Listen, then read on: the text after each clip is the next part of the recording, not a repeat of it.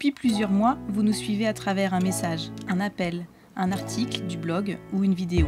Depuis plusieurs mois, vous avez voyagé sur l'arc antillais avec nous, de la Martinique aux îles Vierges britanniques et des îles Vierges à Grenade. 12 mois, 10 pays, 32 îles visitées, plus de 25 bateaux rencontrés et plus de 2000 milles nautiques parcourus pour découvrir les merveilles des Caraïbes.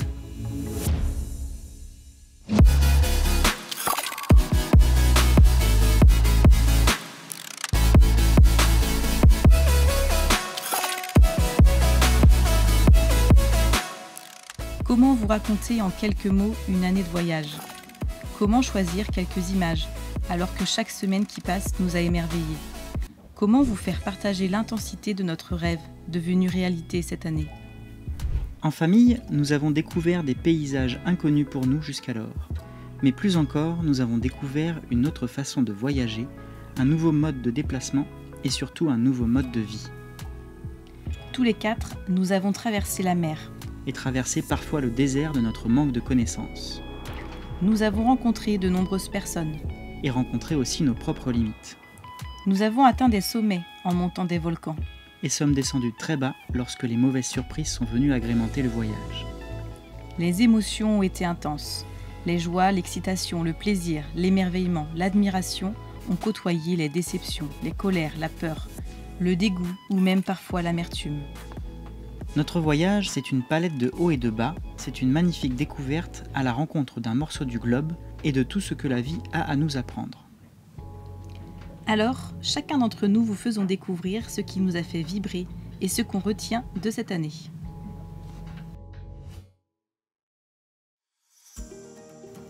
J'ai appris plein de choses depuis le départ. Ce que j'ai préféré apprendre, ce sont des nouveaux jeux. Mon préféré en ce moment, c'est le Kems ou le carré. On y a beaucoup joué avec Charles et Céline de Manta. À 4 ou à 6, on essayait de trouver les meilleurs signes. On a aussi beaucoup joué avec les copains et les amis qu'on a rencontrés sur la plage ou en paddle. Moi, j'aime bien être avec d'autres bateaux et encore plus s'il y a des enfants. C'est sympa de se retrouver pour faire l'apéro ou un feu sur la plage. J'ai appris que c'était plutôt facile de faire des rencontres. Il suffit d'oser aller les voir et demander. On a rencontré plein de familles. Il y a beaucoup de Français dans les Antilles qui vivent sur les bateaux. Mais on a aussi discuté et joué avec des Néo-Zélandais, des Américains, des Antillais et des Canadiens. Voir les dauphins, c'est mon meilleur souvenir. Je garde dans ma tête l'image de l'énorme groupe de dauphins que nous avons vus à notre arrivée en Guadeloupe. Nous avions navigué toute la nuit, on les a vus. Le matin, en arrivant près de la côte, il n'y avait pas de vent, on avait mis de la musique et on chantait. Maman à la barre a repéré un groupe d'oiseaux qui plongeait au loin. Signe qu'il y a un banc de poissons à cet endroit. Ils sont passés devant nous, les uns après les autres, en faisant des cabrioles. C'était drôle. En navigation, je guette souvent au loin sur la mer à la recherche des cétacés. C'est toujours une surprise. J'espère vraiment en revoir encore avant la fin du voyage.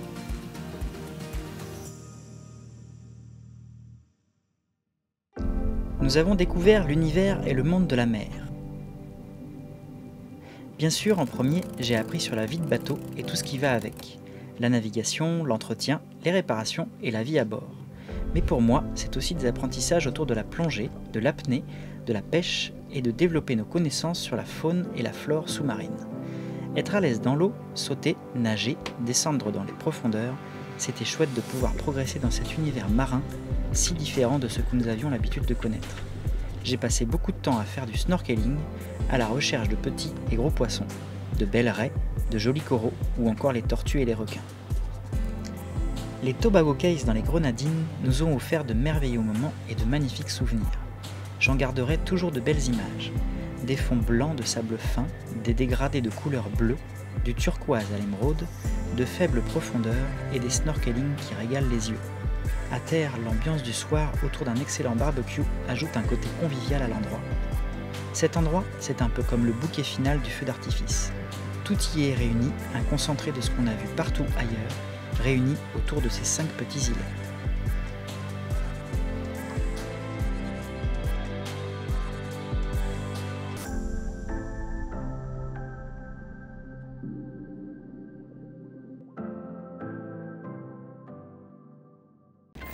Toute l'année, j'ai appris sur les bateaux et les voiliers. Comment ça fonctionne, participer à la navigation, aux manœuvres, au mouillage ou au bricolage. J'ai appris à faire les nœuds, à tenir la barre, à repérer les modèles des bateaux au loin et à reconnaître les bateaux copains avant tout le monde quand on arrive sur le mouillage. Je me rends toujours utile sur le bateau pour faire ce qu'il y a à faire comme remonter le paddle ou l'annexe. J'ai aussi appris à parler anglais et je connais quelques mots. Je sais maintenant aller faire une commande au restaurant ou au bar. Les gens sont souriants et agréables. Ils disent tous bonjour et veulent parler avec nous.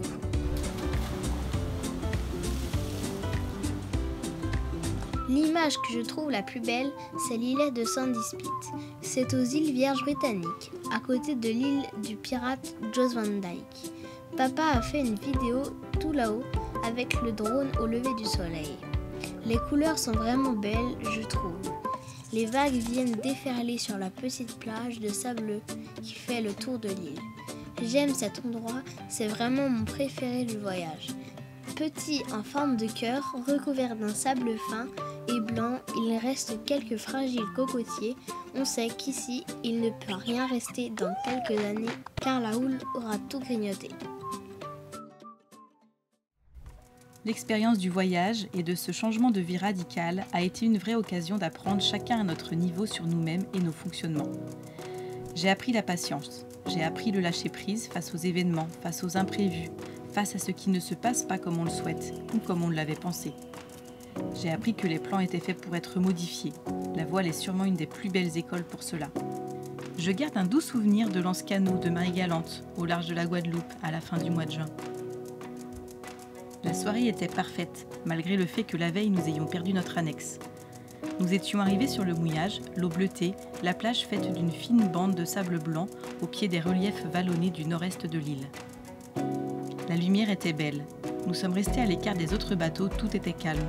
Un voilier est passé au loin et je me suis imaginé dans quelques mois, quand cette vie sera terminée. J'ai ressenti à ce moment le pincement au cœur que j'aurais de ces quelques mois passés ici et de cette vie si simple et si libre.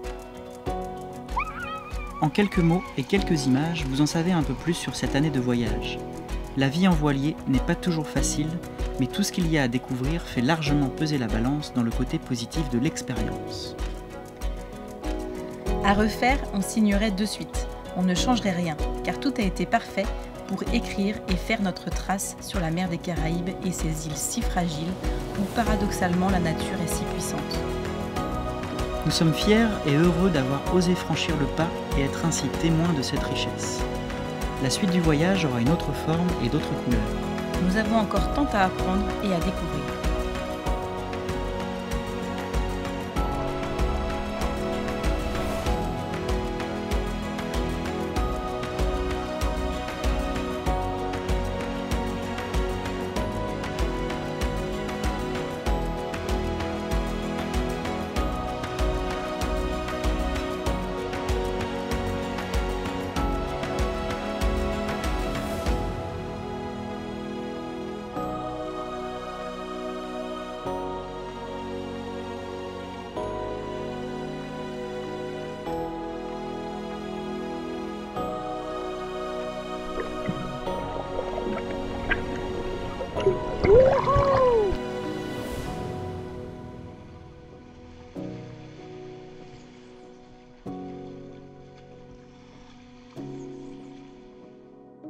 Ça y est, nous sommes le 11 octobre et nous sommes arrivés en Martinique depuis 2 jours. Nous sommes à Sainte-Anne, à côté du port du Marin, et Géo attendra jusqu'à mi-novembre ses nouveaux propriétaires. Et pour nous, ce sera départ le 30 novembre, direction le Panama, pour une visite de l'Amérique centrale en sac à dos. Bien sûr, on continuera de vous donner des nouvelles et vous pourrez suivre nos nouvelles aventures toujours via notre blog cracodyssée.com. Bisous, À à bientôt. À bientôt.